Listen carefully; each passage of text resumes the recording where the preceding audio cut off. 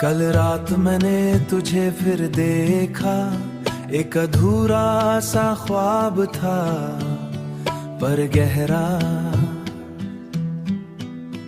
तू दूर खड़ी बस बस मुस्कुरा रही थी, जैसे मेरी दुनिया रही फिर से सजा रही थी। मैं दौड़ के तेरे पास आया, पर वक्त ने फिर से फैसला बनाया।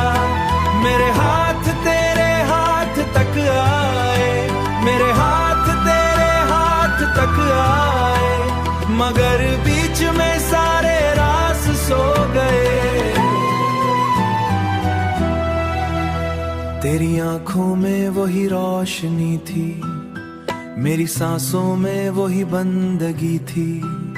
मैं कुछ कहने ही वाला था, ख्वाब फिर से टूटने वाला था।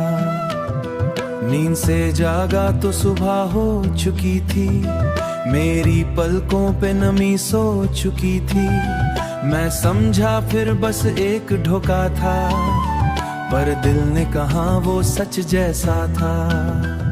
आखिरी ख्वाब में तू मेरी थी, हर एक दुआ फिर से पूरी थी।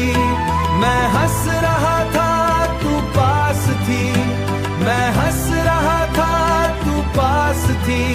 जिंदगी भी कितनी खास थी, पर हकीकत ने फिर याद दिलाया। तू दूर है ये सच समझाया, जो दिल का था वो ख्वाब रहा है। आज कल नींद मेरी दो सिल जाए, तेरे ख्वाबों की एक पोस्ट बनी।